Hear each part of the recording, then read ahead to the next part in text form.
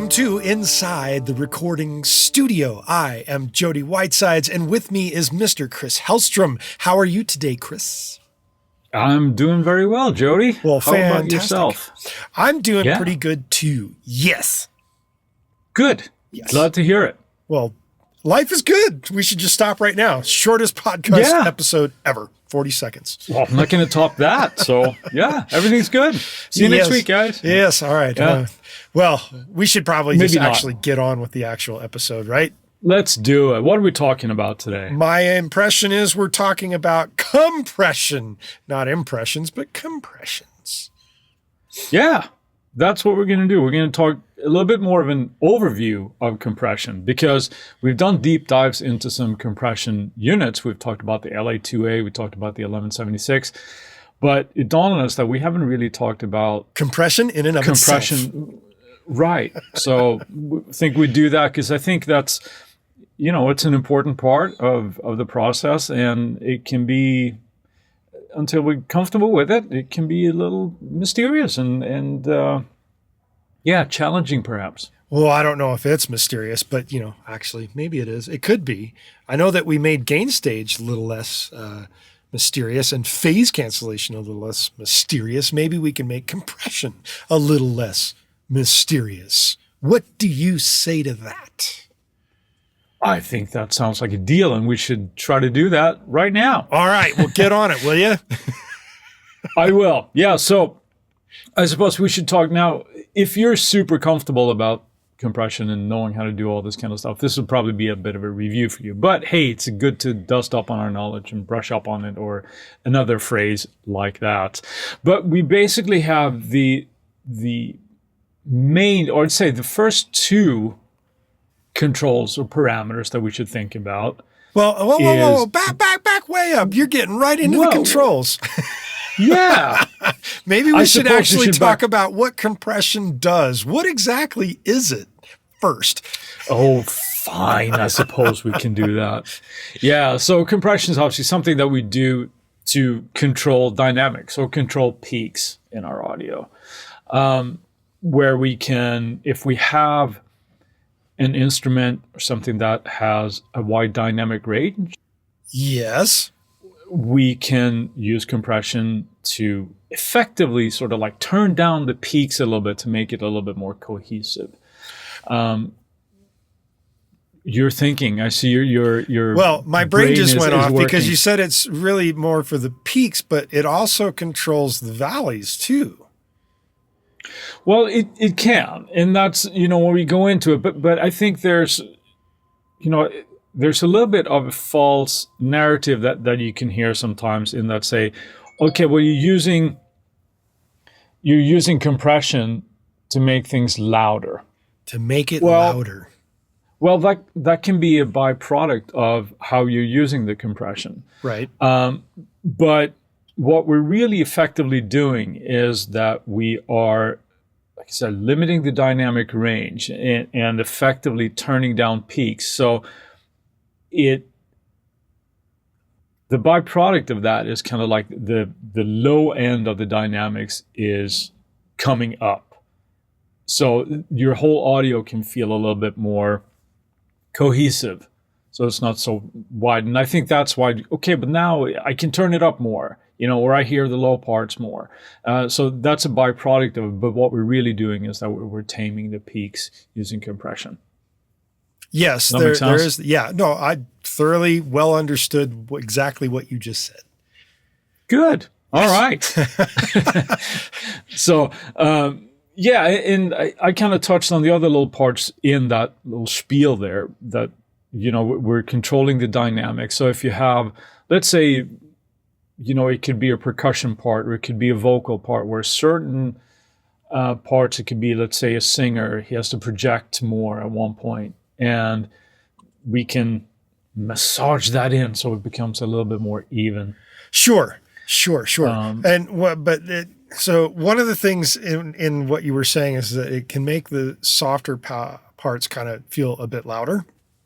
Yeah. And I think part of that stems from because, part of it arises from the fact that when you're bringing the peaks down, you tend to offset what you've brought down by bringing the overall volume up a little bit. And that's why you can, yes. And in that regard, it isn't necessarily that the softer parts are being louder. It is that they are actually louder because you're bringing the volume of everything up in relation.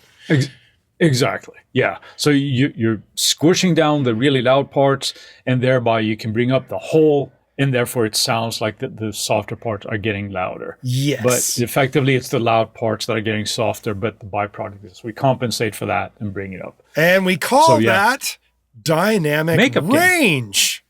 Dynamic range of the whole overall thing. Yeah. So we are actually essentially, as you said earlier, reducing the amount of dynamic range. Yep. So, which is really kind of weird when you think about it. Why is that? Well, in the days of recording on tape, they did it for a very specific reason, and it had more to do with the fact that the noise floor of tape was rather high in relation to digital. Or at least it's rather high in relation to today's digital. I won't say that it was rather high in relation to the early days of digital. But the idea of the noise floor was the whole reason for squishing down the peaks so they wouldn't distort on the tape, and then you could bring the overall volume of everything up to be above the quote-unquote noise floor of the tape, so it was easier to hear. Now, with the dynamic range of digital, why we're actually doing this is almost kind of, it seems, in a sense, more of an effect these days than it is a reality of like, well, I need it to be above the noise floor. Well, technically, there really isn't much of a noise floor.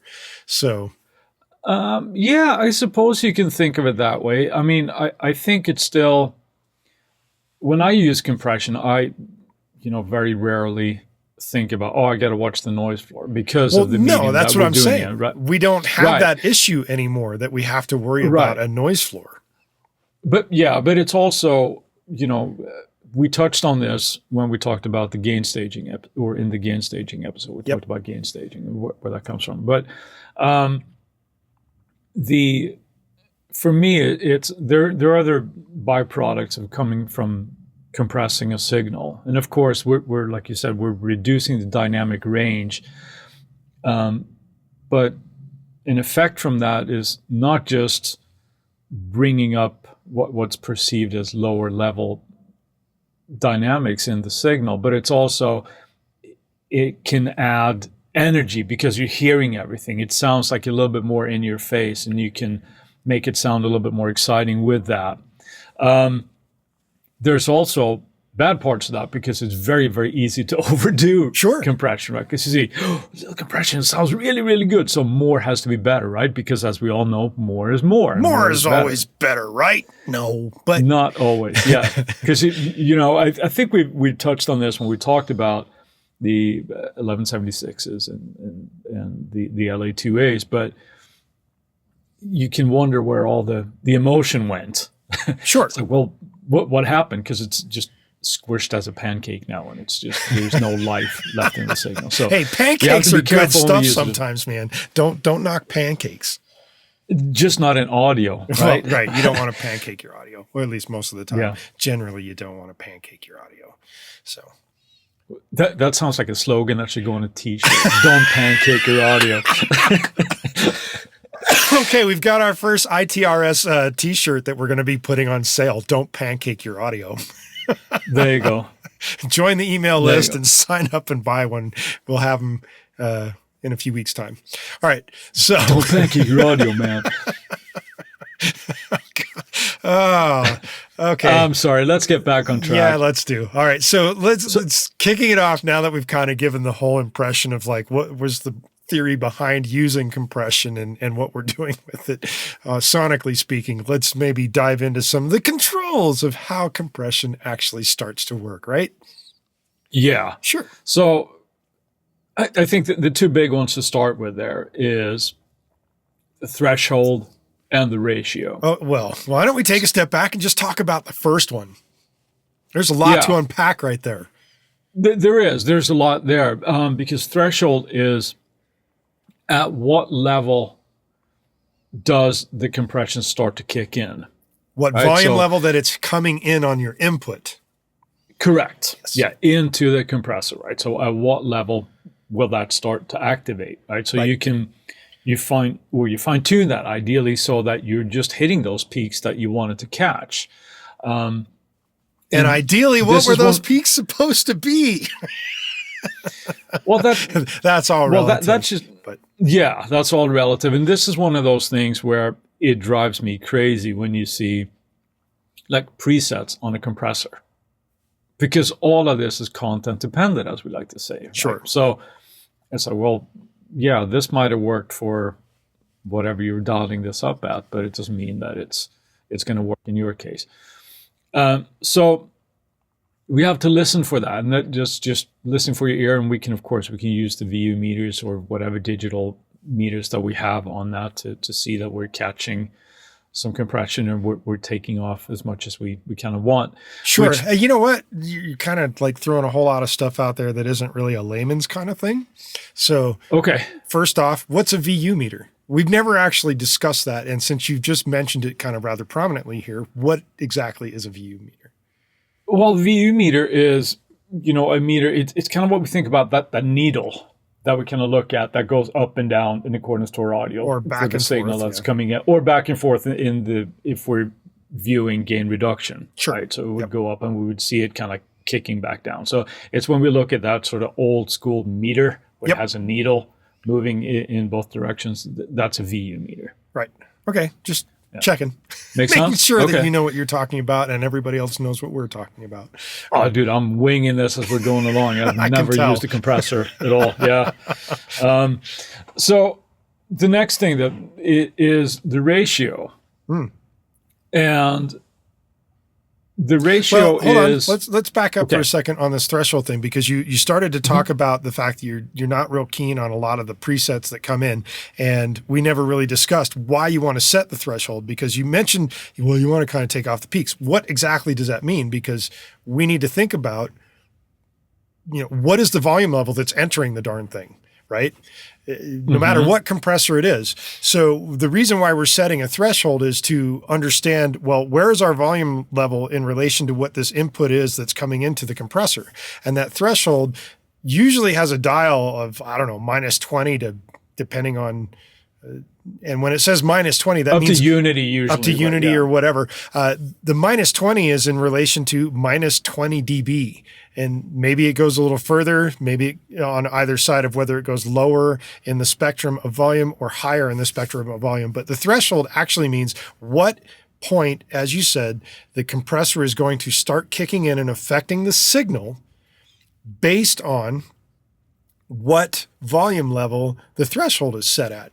So if you have like a baseline, let's say, coming in and you've recorded it at, as I like to say, a -18 peaking situation on your DAW, and you set the threshold to be at, say, -20, that means that anytime the signal actually starts going above -20, it's going to start affecting the signal.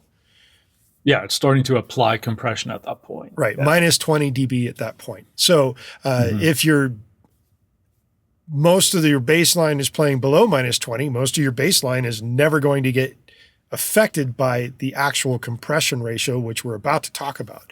But anything that does rise above, if you say set it at -18 and you're peaking slightly above -18, then anything above -18 is going to be affected. Now, if you're recording much hotter levels and say your bass is coming in a relative level of say -15, but your peaks are hitting at say -10, which are pretty extravagant peaks, and you set your threshold for say -12, well, anything that starts hitting above -12 in your signal path will start being affected by the compressor. So that's a big discussion on setting your threshold. It has everything to do with how loud you've actually recorded that track, what your gain was coming into it before. Now we're going to get on and move on with the ratio. Right. But that's also assuming that the compressor is the first thing in your chain. Yeah. Well, yeah. Right. So anything that's coming to the compressor at that level. Yeah. Right. So if you just have a pure unadulterated signal that's like you said, that's peaking at -18. Yes. then that's absolutely true. But if you have something else that's going on before you're hitting the compressor, so we want to make sure, I think, that we specify that it is the signal going into the compressor. So whatever is happening before that, then that's how we set the threshold. But it's also, we can do this sort of scientifically by numbers, like you said, where I want to make sure I'm not hitting too high, right? Or I'm not hitting too hot. Correct. But it's one of those phrases that you don't want to necessarily hear when you're learning to do something, but you have to use your ear to, just like determine what it is that we're doing, right? And it all depends on if we're looking at a high ratio. We'll get to that in a second. A high ratio where it's almost like a limiting situation where we absolutely don't want anything to get through, or we're just massaging those levels. So all of this kind of goes hand in hand, as we'll discover here. Yes, they do work in conjunction, but I just wanted to really bear down on the threshold thing because it does make a massive difference on how the compressor will react. Absolutely. So should you talk about ratio or should I go into it? Well, I can certainly talk about ratio. Go for it. Why don't you kick off ratio here? Yeah. Okay, I'll kick it off and then you clean it up. I'll take a little bit of a coffee here. Yeah. Okay. So ratio is the knob that tells the compressor how much it's should start compressing, and that's easier to say than do. It's easier to do than to say, actually. Yeah. Well, either way you want to look at it. The ratio is how much you're going to start compressing the signal once it crosses the threshold. So a ratio of 1-to-1 means you're not doing any compression at all because whatever's coming in at 1 dB of volume is going out at 1 dB of volume. If you set it at, say, 2-to-1 and something crosses the threshold that you have set, the volume that's now going to come out is half as loud. So if it goes over your threshold by 2 dB, it's coming out of the compressor at 1 dB. And so on and so forth. If you go up to, say, 4-to-1 ratio on your compressor, if it goes in at 4 dB over the threshold, what comes out is 1 dB. At that volume level. Does that make sense, Chris? Yes. Okay. It does make, well, it makes sense to me because I know how it works. But that's how it works. But yeah, absolutely. But that's really what happens, right? So, and one thing that I used to make the mistake of, I was thinking that, well, 4-to-1, that's not a whole lot of compression. I want it to be 8-to-1 or whatever. But when you really step back, that shit. Yeah.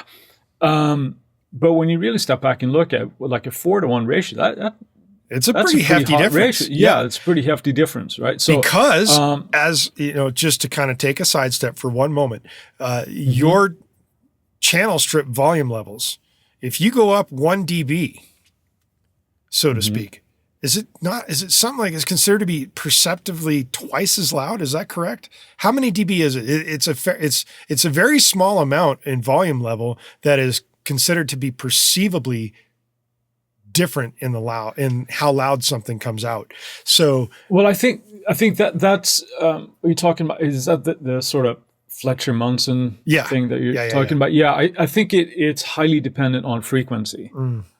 So certain frequencies we detect a lot easier or we're more sensitive to than others. So, but the amount of volume that when you change like the dB amount, it doesn't seem like it would be a lot to suddenly strike a huge difference in what's going on. And my point to that is when you're saying, well, 4-to-1 isn't much, but 8-to-1 is where I want to be. That's a substantial amount of gain change when you think about it. And it can reduce the amount of volume that you're hearing drastically, and it can make a sound wildly different. Right. And sometimes that's appropriate, right? When you have certain things, so it's just really, really loud in certain spots, perhaps. But program dependent. Yeah, absolutely. But if you think about that too, it's like, so let's say that we have, an 8-to-1 ratio, right? Which now, is if we go hefty. over, that's pretty hefty.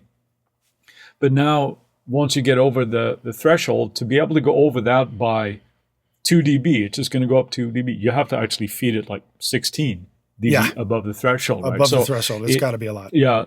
So it squishes. And then as as we talked about in the deep dive, so the LA2A and the 1176, how each compressor, how quickly it deals with those maximum ratios there, it depends. So that's where we can get into different flavors of compressor kind of thing. Sure. But overall, that's how ratios work, right? Yes. And it's always going to be a lot less than you think it is. Yeah. Yeah. And what's the... I think, I'm not sure if there's a general consensus, but is it like 30-1 that's considered like limiting? And I know some people say, I would think it's less than that. I think 20, maybe 20 to 1 is where you're starting to get into limiting rather than compressing, really.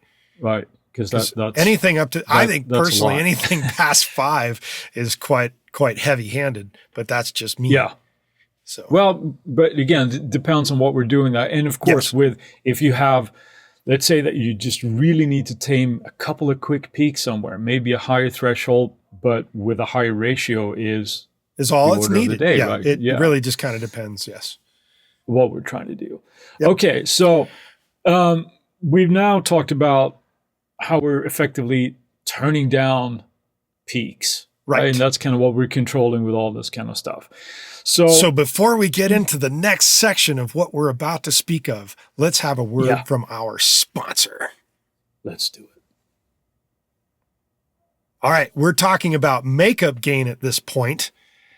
We are. Because we're making stuff up. Yeah. Well, but we are, we've turned down peak levels. Right. Using our ratio and set it with the threshold. So the overall signal gets softer or not as strong. So we can compensate for that with the makeup gain. So we don't necessarily just use volume. And now if we use that makeup gain, say that we're taking off 5 dB, let's say, we could now effectively turn up 5 dB and we'd have the same overall loudness, but we're now hearing everything, or the lower, softer signals in our track as well. Yeah, we'll come up that amount. But now my impression would be if you're doing a 5-1, you're bringing down 5 dB for everything that goes up over the threshold 5 dB, but it's coming out 1 dB. Yeah, okay, never mind. Brain fart.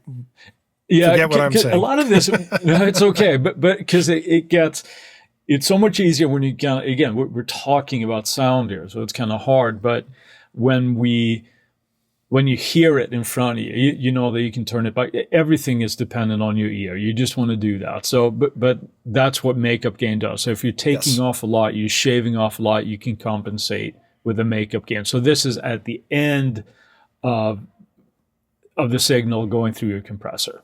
Coming back out the back end. Exactly. Yeah.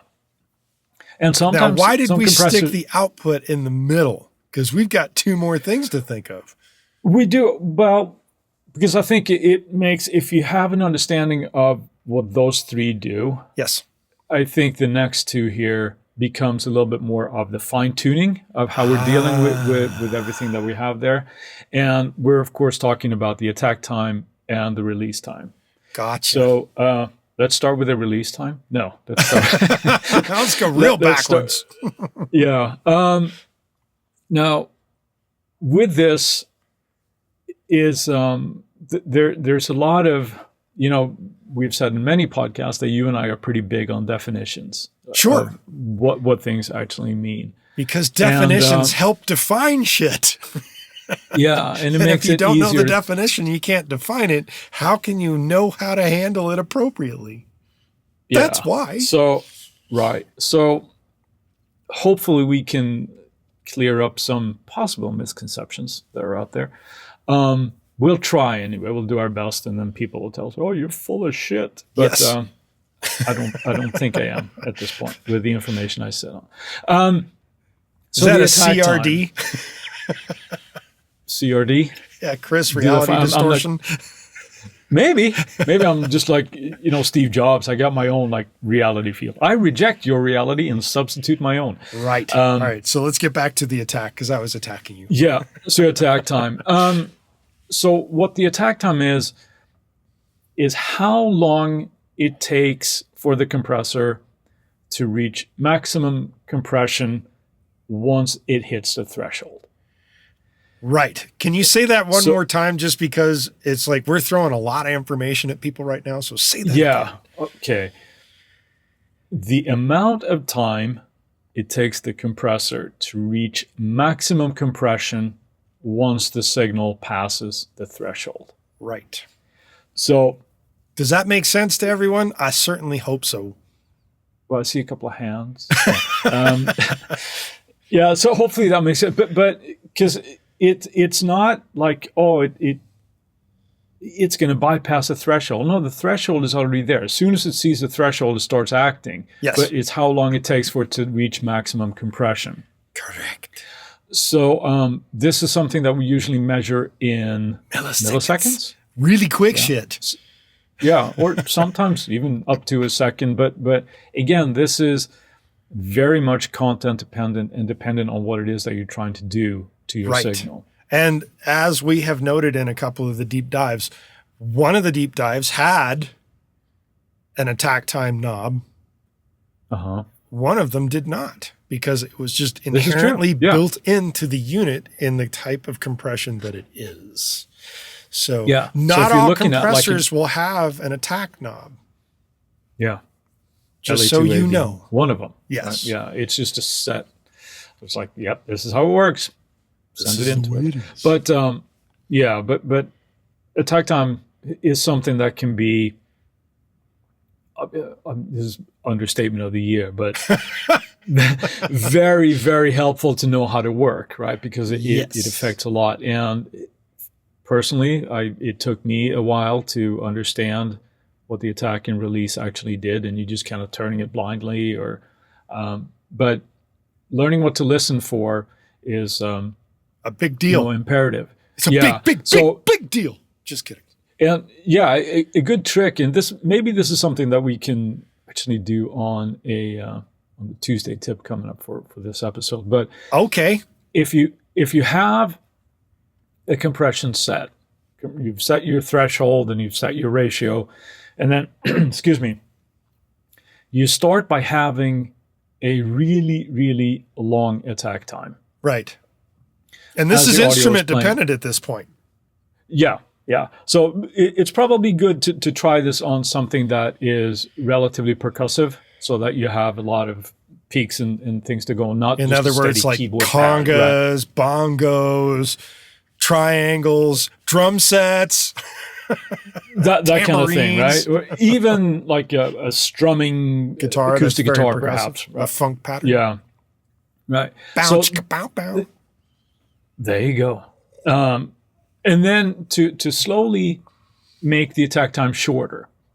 And you will hear when you're starting to really, really affect the signal with a compressor. And if you go too far, so you have a really, really short attack time, you can potentially you hear when you start squeezing the life out of the signal. And that's, probably a good signal to for you to ease off a little bit on the attack time.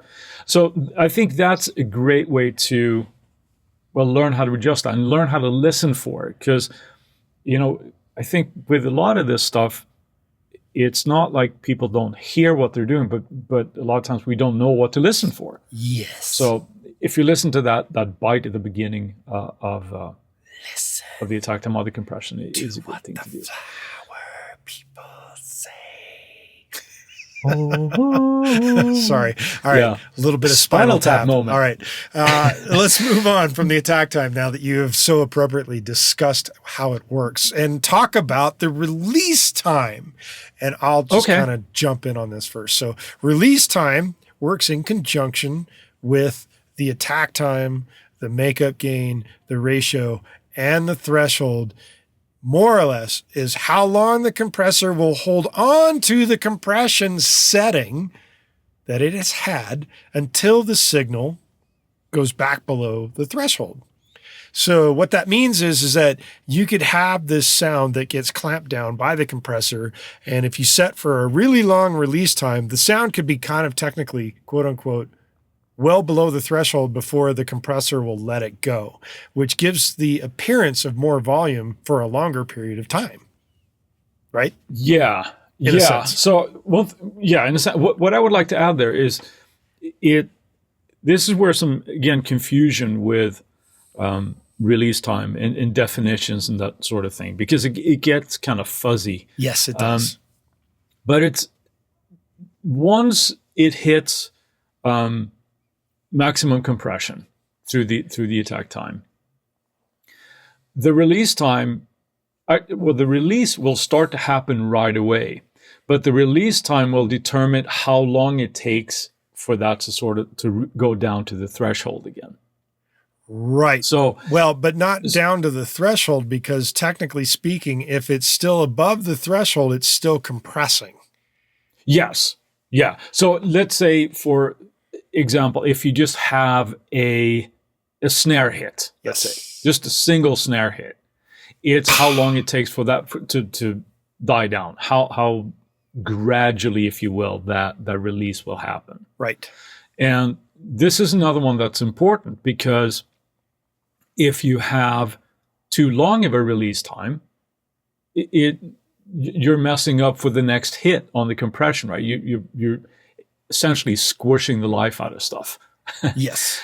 So if it's still trying to release before the next hit happens, you're not going to get the same attack value as the first hit that didn't have a release going on during its attack, is what you're trying to say.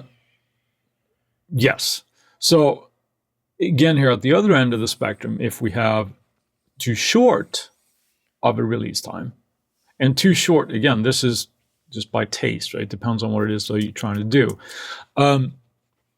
You can get an artifact known as pumping. Right? Yes. You can hear very, very gradually how, or drastically how the compression is working, and it can sound unnatural. Now, in certain music styles, this is sometimes beneficial. Desirable. Like if we're, when we hear that pumping in the EDM and that kind of stuff, we have that sort of sucking of the backing track, that kind of thing. Sounds just very like rhythmic, that. Yes. Yeah. Slurp, slurp. So again, with the release time here, similar method could be good just to listen for that, where we start with either a really short or really long release time and just start backing that off on those signals, and we hear it.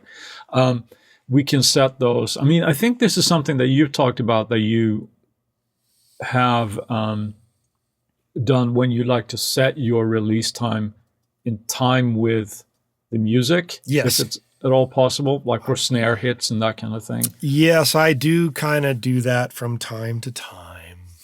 Yeah.